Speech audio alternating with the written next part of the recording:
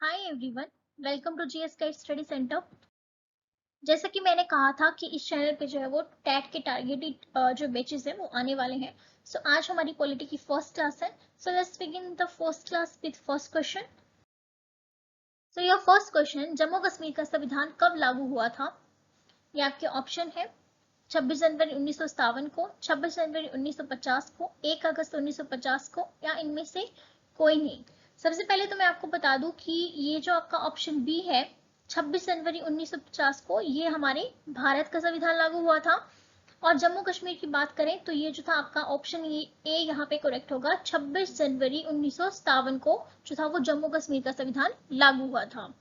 लोकसभा के प्रथम अध्यक्ष कौन थे? तो लोकसभा के जो प्रथम अध्यक्ष थे वो थे आपके ऑप्शन सी, गणेश वासुदेव मावलंकर। संविधान के प्रारूप समिति के अध्यक्ष किसे नियुक्त किया गया है? तो प्रारूप समिति के जो अध्यक्ष थे वो थे आपके बी आर अम्बेडकर। भारत के प्रथम मुख्य न्यायाधीश कौन थे? तो भारत के प्रथम मुख्य न्यायाधीश थे ऑप्शन सी, जे एच कानिया। ठीक है, इसमें जो भी क्वेश्चंस है इस पार्ट में वो सारे एग्जाम में आए हुए हैं। मैंने प्रीवियस ईयर क्वेश्चन पेपर से ही ये क्वेश्चंस लिए हैं ताकि आप जान लें कि पेपर ऐसा आता है और इसके अकॉर्डिंग ही आप प्रिपरेशन करें। आने वाले जो क्वेश्चंस होंगे वो थोड़े से इंक्रीज होते जाएगा, उनका लेवल थोड़ा थोड़ा बढ़ता जाएगा। ठीक है, भारतीय संविधान की प्रस्तावना में कितनी बार संशोधन किए गए हैं? तो सबसे पहले मैं आपको बता दूं कि अगर क्वेश्चन पूछा जाए कि भारतीय संविधान, अगर भारतीय संविधान में संशोधन की बात की जाए तो भारतीय संविधान में जो है वो कई बार संशोधन हो चुके हैं। लेकिन यहाँ पे प्रश्न पूछा गया है प्रस्तावना में कितनी बार संशोधन हुआ है। तो प्रस्तावना में अभी तक जो है वो केवल एक बार संशोधन हुआ है आपका, और वो हुआ है 1976 में, जो कि आपके 42वें संविधान के अकॉर्डिंग हुआ था। संविधान निर्माण कार्य में कुल व्यय कितना हुआ? जब संविधान बन रहा था तो टोटल जो खर्चा था वो कितना आया था? तो ये जो टोटल व्यय था ये आपका 63,96,729 रुपीज था। 63,96,729 रुपए। सो ऑप्शन ए जो है वो इसका करेक्ट हो जाता है। संविधान सभा के स्थायी अध्यक्ष रूप में किसे नियुक्त किया गया था, या संविधान सभा के स्थायी अध्यक्ष कौन थे? तो संविधान सभा के जो स्थायी अध्यक्ष थे वो थे आपके doctor Rajendra Prasad. So option C is correct here. संविधान निर्माण में कुल व्यय, this is repeated question, 63,96,729 rupees. भारत का संविधान कितने समय में बनकर तैयार हुआ था? Very easy question. Option A 2 वर्ष 11 महीने 18 दिन। संविधान सभा के संवैधानिक सलाहकार पद पर किसकी नियुक्ति की गई थी? तो जो संविधान सभा के टाइम जो संवैधानिक सलाहकार थे उनका नाम था डॉक्टर वी आर अम्बेडकर। ठीक है, डॉक्टर बी आर अम्बेडकर जो थे वो संवैधानिक सलाहकार नियुक्त किए गए थे। नेक्स्ट, इनमें से कौन सा मौलिक अधिकार नहीं है? शिक्षा का अधिकार, समानता का अधिकार, स्वतंत्रता का अधिकार, या संपत्ति का अधिकार? तो देखो, आपने जो है वो 6 तरह के मौलिक अधिकार पढ़े होंगे जो आपके संविधान के भाग 3 में है। तो शिक्षा का अधिकार जो है वो मौलिक अधिकार है क्योंकि आर्टिकल 21 में आ जाता है।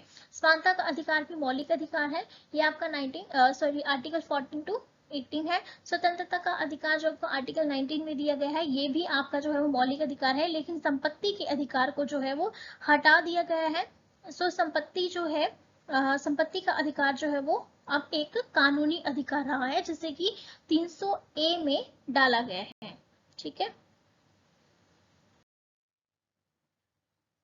मौलिक अधिकारों के बारे में सुनवाई करने का अधिकार किसको दिया गया है? तो मौलिक अधिकारों से रिलेटेड जो सुनवाई है वो आपके सर्वोच्च न्यायालय को दिया गया है। आप डायरेक्ट जो है वो सर्वोच्च न्यायालय जा सकते हैं मौलिक अधिकारों का अगर आपका उल्लंघन कर रहा है कोई। तो सन 1600 में अंग्रेजों द्वारा भारत में किस कंपनी का गठन किया गया था? Very easy questions. तो ये आपका ऑप्शन ए है, ईस्ट इंडिया कंपनी। संविधान के किस अनुच्छेद के प्रावधान के अंतर्गत भारत सरकार द्वारा भारत रत्न, पद्म विभूषण आदि अलंकार जो है वो प्रदान किए जाते हैं? तो देखा, इसका करेक्ट आंसर जो है वो ऑप्शन डी हो जाएगा, अनुच्छेद 18, जो कि आपका मौलिक अधिकार है। आपने पढ़ा होगा कि मौलिक अधिकार में उपाधियों की समाप्ति जो है वो अनुच्छेद 18 के अकॉर्डिंग जो है उन्हें उपाधियों को समाप्त किया गया है। लेकिन वो उपाधियां थी जैसे कि उस टाइम पे अंग्रेजों का टाइम पे दी जाती थी केसरी हिंद सर की जो भी उपाधियां दी जाती थी उनको समाप्त किया गया है। लेकिन ये जो आपके पुरस्कार जो है वो प्रदान किए जाते हैं वो इसी आर्टिकल में दिए जाते हैं। लेकिन इसका मतलब ये नहीं है कि जिसको भारत रत्न मिला है या जिसको पद्मश्री मिला है पद्म भूषण मिला है वो उसका जो यूज है वो अपने नाम के साथ करेंगे, वो ऐसा नहीं कर सकते। लोकतांत्रिक विकेंद्रीकरण की योजना करने वाली समिति का क्या नाम है?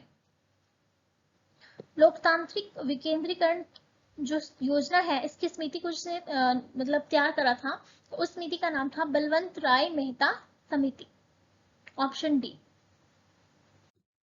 नेक्स्ट क्वेश्चन है राज्य पुनर्गठन अधिनियम 1956 के समय भारत में कुल कितने राज्य और कितनी यूनियन टेरिटरीज थी? तो इसका जो है वो ऑप्शन बी करेक्ट हो जाता है क्योंकि उस टाइम पे 14 राज्य और 6 जो था आपकी यूनियन टेरिटरीज थी। संघीय क्षेत्रों के दिन प्रतिदिन का प्रशासन कौन देखता है? जो यूनियन टेरिटरी है वहां पे जो प्रशासन चलाया जाता है उसकी देखभाल कौन करता है? तो ये देखभाल जो है वो भारत के राष्ट्रपति के द्वारा की जाती है। So option B is correct here. वर्तमान समय में भारत में कुल कितने राज्य तथा संघीय क्षेत्र हैं? मतलब टोटल राज्य और कितनी यूटी जो यहाँ पे है, तो ऑप्शन सी जो है वो यहाँ पे करेक्ट हो जाता है 28 स्टेट एंड 8 यूनियन टेरिटरीज। भाषा के आधार पर राज्यों का पुनर्गठन कब किया गया था? तो भाषा के आधार पर जो था वो 1956 में फर्स्ट टाइम जो था वो राज्यों का पुनर्गठन किया गया था। So option C is correct है। और सबसे पहले मुझे बताएंगे कि भाषा के आधार पर जो फर्स्ट राज्य बना था वो कौन था? पहली बार प्रस्तावना में संशोधन कब किया गया था? देखो जैसे पहले भी क्वेश्चन आ गया था कि प्रस्तावना में संशोधन कितनी बार हुआ था, तो प्रस्तावना में संशोधन सिर्फ एक बार हुआ था और मैंने बताया कि 1976 में।